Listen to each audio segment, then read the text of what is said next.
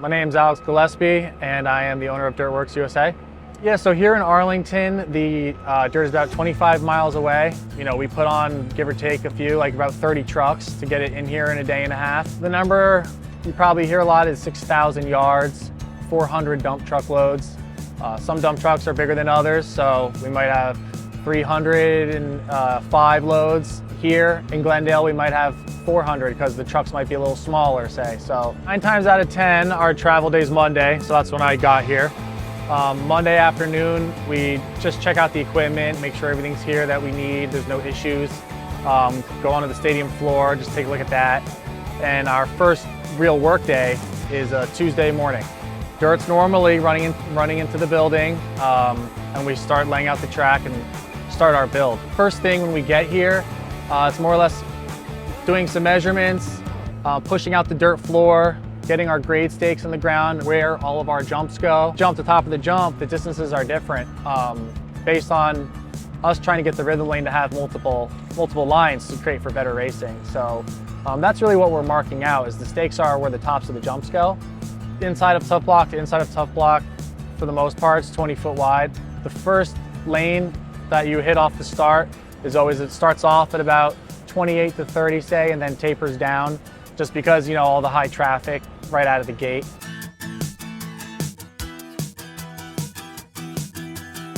Usually what you guys see online and what's on our blueprint is pretty accurate. Doesn't really change too much unless there's some logistical thing that changes within the week. We don't want to off-calculate a lane and then not have the starting gate fit correctly, or not have enough room for a certain structure. So it's just laying out is really where the build and the design starts. The Tuesday morning is the most important day of our build. Wednesday, there's usually a little bit more dirt rolling into the building. It's building the interior lanes. Our stockpile of dirt, which is where the trucks dump, is usually always in the middle because we build the outside lanes going in. It helps, you know, have dump trucks circulate as we're building so we're not fighting each other.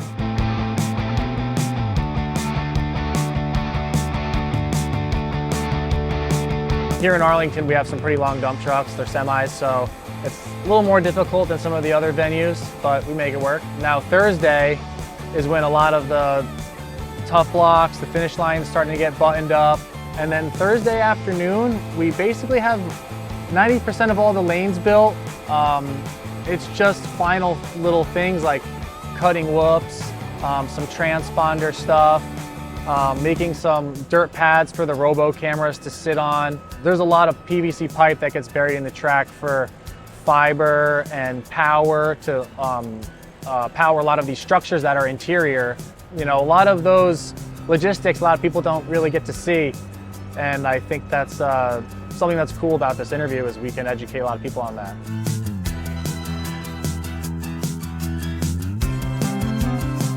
You know, you hear riders sometimes say, oh, we went down to concrete, but it's only in a spot or two, and sometimes we never have that happen because we know spots where they're gonna find it, and we make that extra thick. Between specific transitions, we'll thicken it up to a foot thick, or before a triple, or out of a 90-degree corner where you're more likely to see somewhat of a one-lined area. You know, we always try and create that buffer to not find concrete. Obviously, 180s are better than 90s, right, for passing and block passing, and makes for more exciting racing. So that's always a goal of mine in the design process, is to incorporate as many 180-degree turns as possible. Yeah, the bowl berm is about ideally 6 foot high. If we can go bigger, we go bigger, but the taller you go, the more spill you have. So you're burning up space elsewhere. It's important to make sure that the bowl turn isn't flat.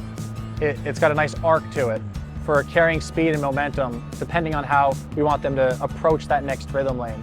But I would say if you were to measure all of our bowl turns, they're pretty much the same all around as far as how deep they are.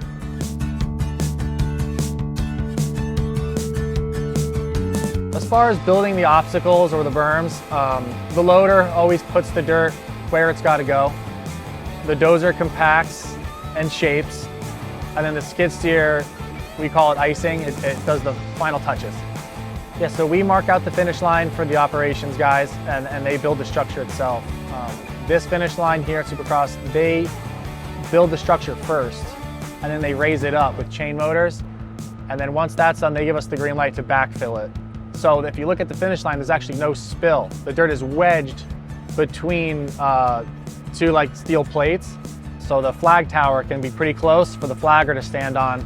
Yeah, the whoops. Whoops is like politics. First, it's an elevated pad, like an elevated straightaway, say about 1.5 feet thick. And then we mark out the distances where we want all the tops to be off to the side. And then the dozer goes on the pad and starts cutting them out and stacking it where it's got to go. And then it tracks it to get the roundness.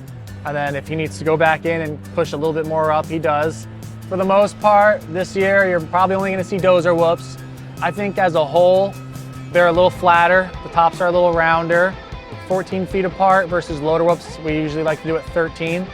Dozer whoops are easier to build when the dirt is softer because you can angle your blade to make the top level. In a loader, if the pad is soft, the whole loader gets crooked and you can't tilt your bucket. So then it's hard to make the top level. That's the difference between the two. But I think overall, the number of whoops this year is only 9, as I'm sure a lot of people know. That's something that I think the industry is trying out as far as injury and trying to keep everyone healthier, keep everyone, you know, in the series. When we do the starting gate and the structure that goes over top of it, the structure that goes over it, the field operations crew does, but they have to wait until we have the gate in and it's backfilled before they can set up their structure.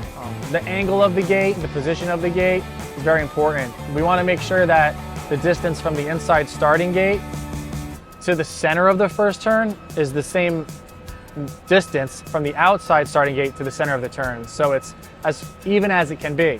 Every rider has a different preference.